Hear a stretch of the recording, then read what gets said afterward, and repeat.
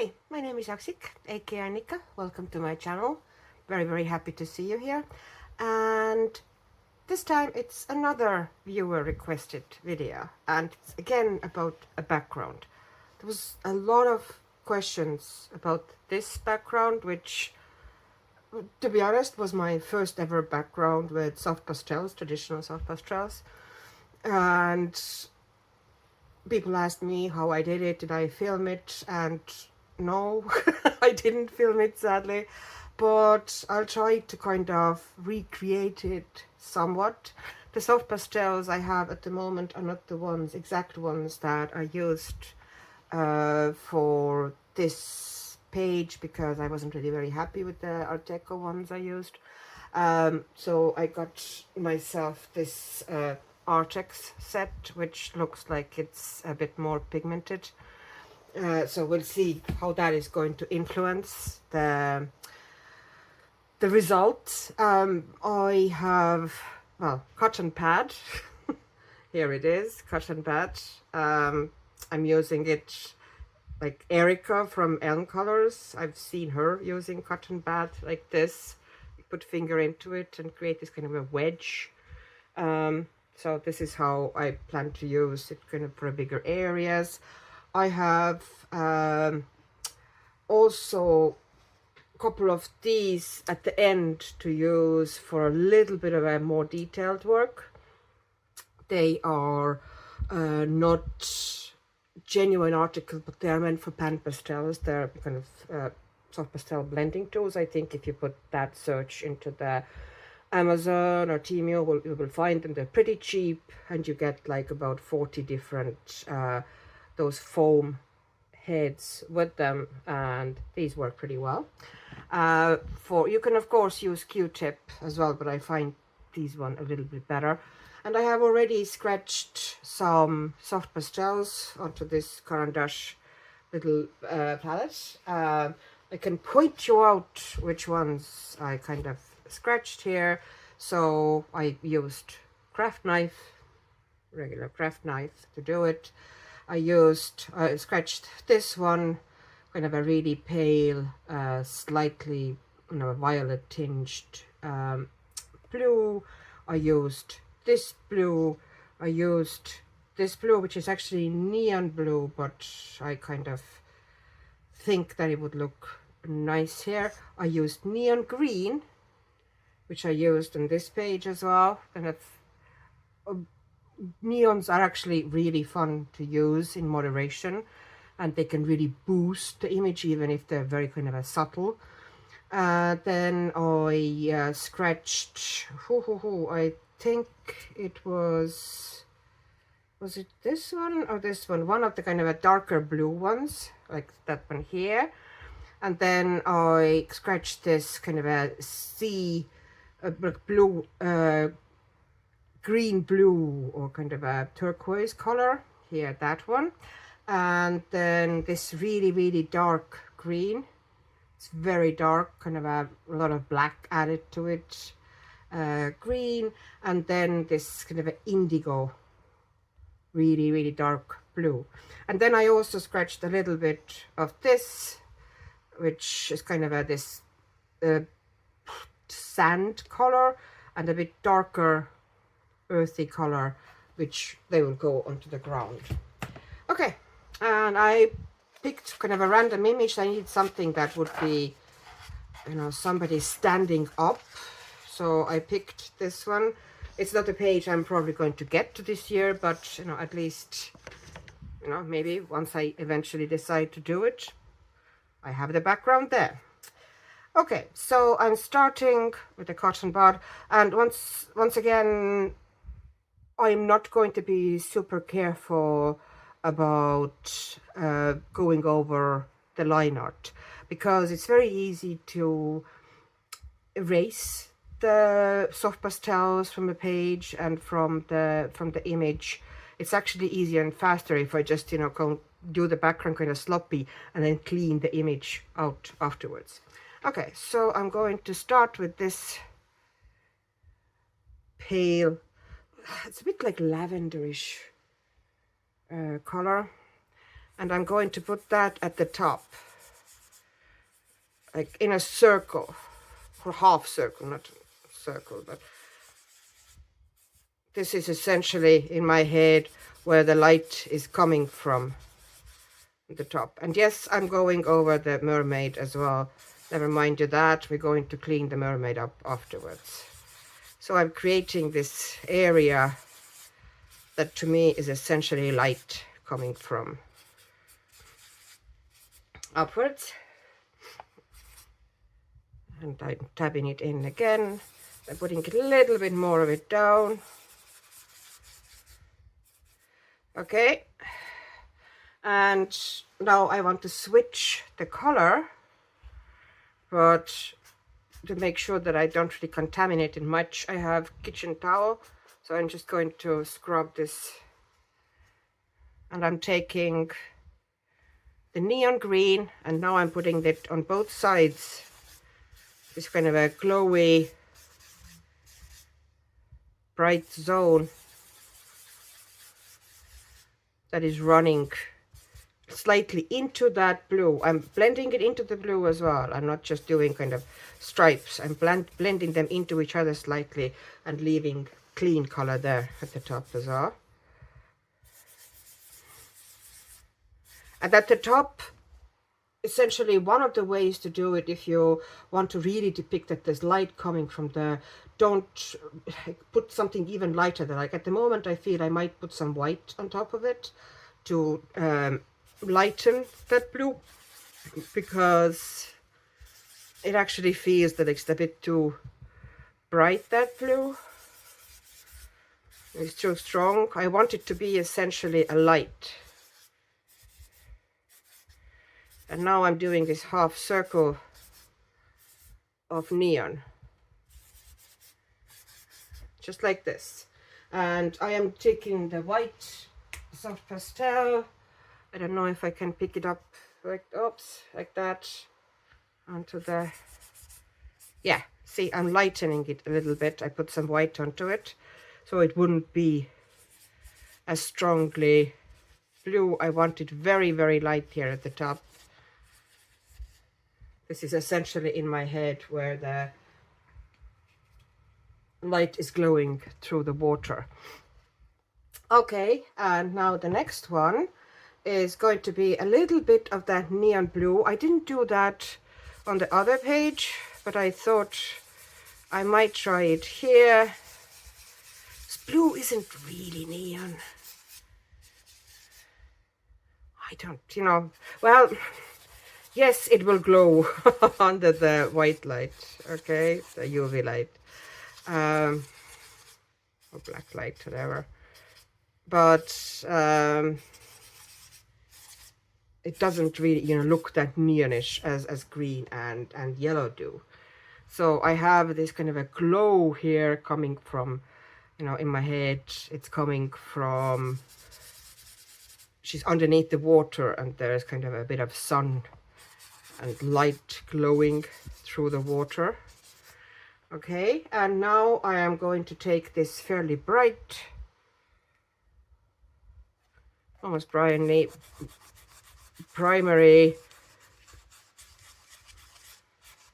more red leaning blue. And as you can see, I am just going over everything. I am not trying to, I might have to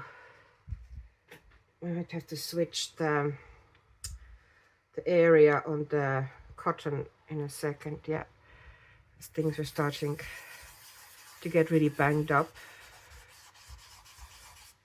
So I am basically working everything in kind of a like half circle at first. Everything is curving upwards. And it's very, very, very easy. Creating that background itself doesn't take much time at all. It's mostly afterwards, you know, you need to do some bit of a cleaning work and detailing, and then it's up to you. I rub it a lot into the paper, but you know, probably would be fairly good idea to maybe, see, I'm darkening those corners a bit already. Okay, would be probably a good idea, if especially if it's left for a long time, to kind of fix it also with a workable fixative, of course. Then I'm taking this kind of a green blue, turquoise, or teal color, and now I'm carrying, I'm blending them each other. I don't just do, you know, kind of stripes of color. I'm blending kind of almost halfway to the previous layer and to the edges upwards as well. I want both edges darkening, and I want it darkening downwards as well.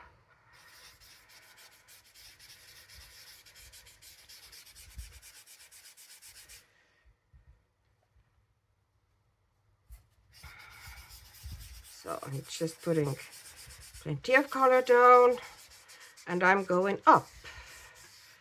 And you know, if the sides get mucky and everything, well, for the first one I actually did put washi tape down. Now I can't be bothered. I'm going to just go over it with the eraser afterwards and be done with it. Then, you know, dealing with the tape there.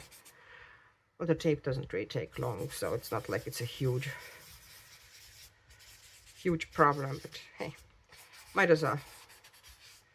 Now, and I'm now moving to this really, really dark green.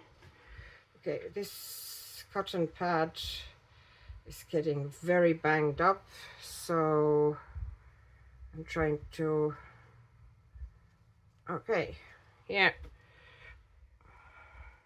Oh, sorry.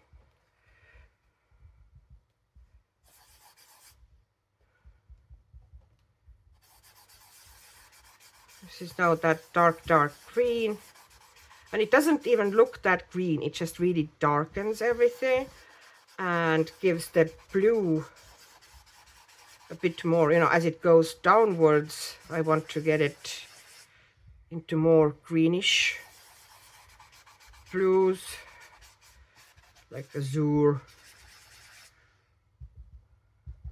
Oops. So I'm essentially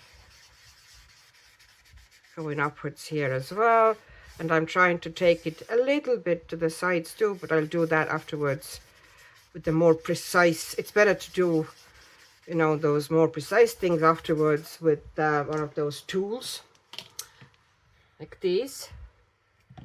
Now I'm taking the darkest of the blues. I'm making sure that this cotton thing is still working. Well, let's hope it is. This is now the darkest of the blues, and I'm bringing it, the kind of a bottom, or kind of a like grass line is here, because I can see it on this side. So that's how far I'm going to bring this indigo.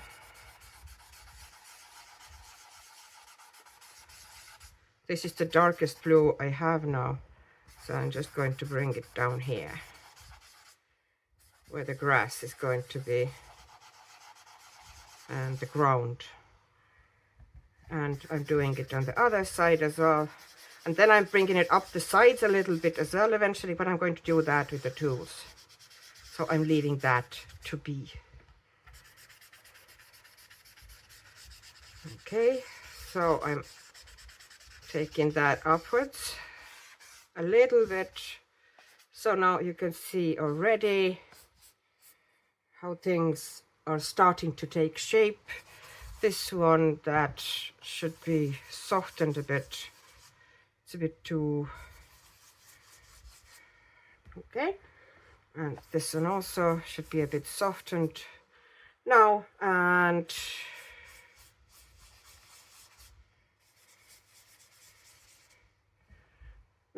And here we can take a little bit more here, and I think I need another piece of cotton, because this one is really getting tired.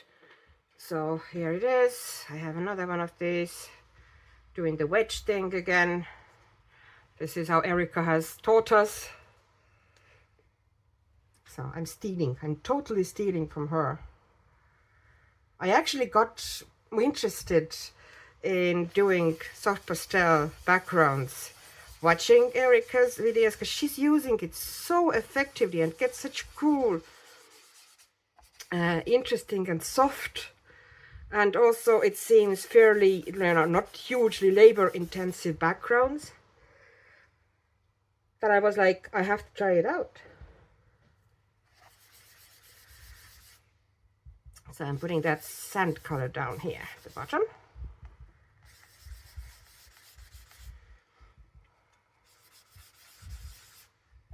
Just give it a good, let's just rub it into the paper. It seems that Arrtx has mentioned that as well, and it seems like from my own fairly meager experience, let's be honest. And I'm trying to blend, although, you know, there is line here, the grass line. I'm trying to blend that color into the indigo a little bit upwards, so it would look that, you know, there's distance, you know, in the water back in the distance, there's still more ground, but water, it's kind of disguising it. There's no harsh kind of a line here. Okay, so that's done. Yeah, she has got me interested in kind of trying and doing the soft pastel backgrounds, and, you know, trying out something different is always fun and always super useful, I think. Okay, so now here we also need to start figuring from the top now, in the details. And the details I'm doing with that tool, well, this or that. I just have two tools because I have two clean ones, so I'm trying to figure out. So I'm going to take this one, which is fairly clean, and I'm using this blue here, which is kind of fairly bright blue, and I'm holding the page a bit down, and this one now puts down a little bit more pigment. So I'm bringing a couple of lines down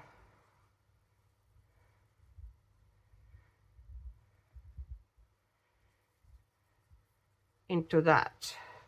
Actually, I'm going to use, it seems that this one almost worked better. That's just cotton earbud or Q-tip, whichever, you know, different countries have a different name for it. But I'm just, you know, creating a bit of an illusion that there's water moving into those neony areas. But I'm trying to keep it subtle, you know, not to overdo it, and not to make it very straight kind of a, you know, very even circular shape. I'm trying to give some unevenness to it, taking some bits out, some bits, and this one here as well, and here the same story.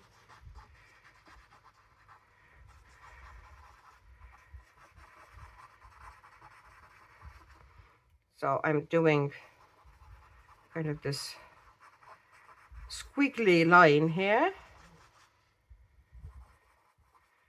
which kind of represents the movement of the water at the top.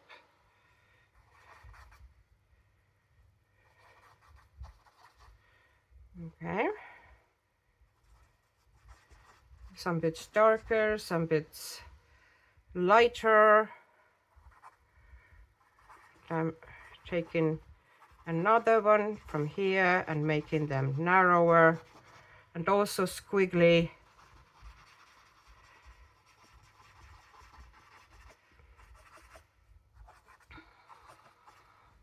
And this is now the regular Q-tip. But I like the Q-tips that have kind of a sharp or pointed tip like this, better than, you know, the most common ones that have blunted tips. But precision work like this, those sharper ones kind of work better for me. Okay, and a little bit here at the top as well. And I'm not making it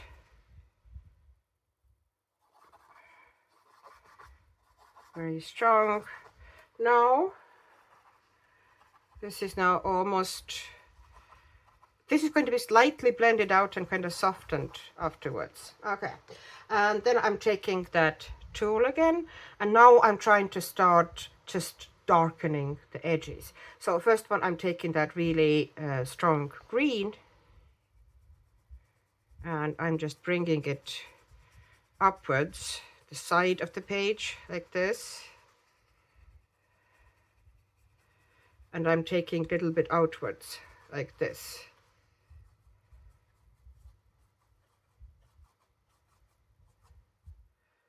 So I'm trying to create a bit of movement,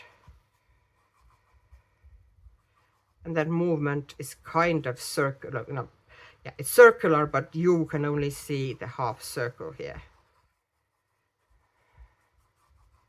So I'm just creating those little circles or darker circles as I go downwards. Sorry, that was a wrong color I picked up at first.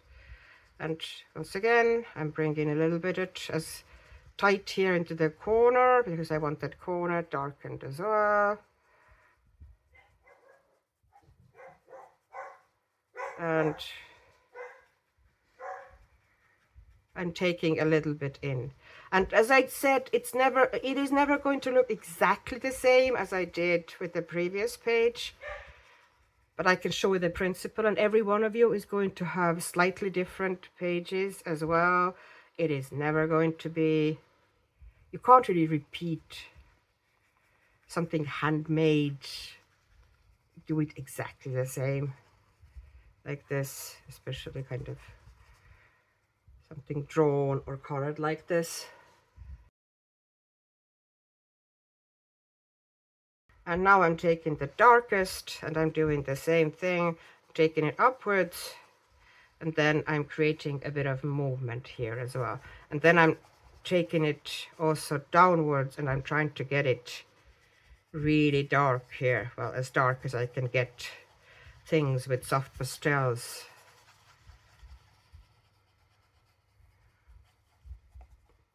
On this paper, although this paper isn't the worst. I actually think that working on this paper is probably better than trying to do it on very smooth paper of, you know, high quality coloring books. That Amazon paper might actually be a bit of a blessing for it, because it does have that toothy nature, so it grabs onto this pretty well. Okay, all right, and now I'm going to do a bit of a, I'm taking it and I'm going to shake it, the excess pastel off it. And now I'm taking a clean cotton pad, and I'm basically doing softening here. And I'm starting from the top, because I don't really want it to be as harsh as it is. I want it pretty soft and light and well blended. So you can see already how things have started. But I still tried to keep the, you know, even if softening them, I still tried to keep the lines quickly, and, you know, different weights, different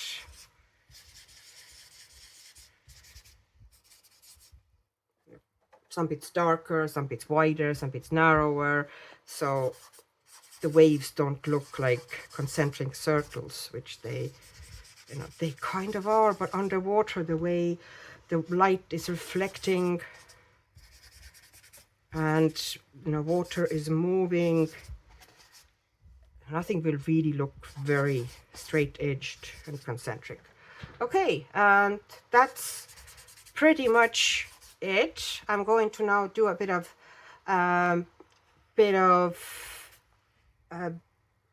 erasing, so you can see better how it actually looks, because, you know, at the moment it looks messier because it's all over the place, but once I've tidied it up a bit, it's going to look way better. There we go, the finished background after I had also done all the erasing of the excess soft pastel I put down. And since I was erasing anyway, I erased loads of those little kind of like bubble shapes out.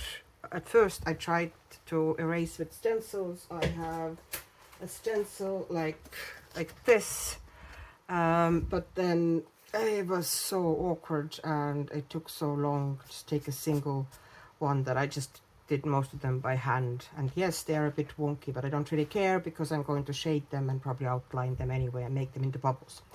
So that's all about the, the little erase circles.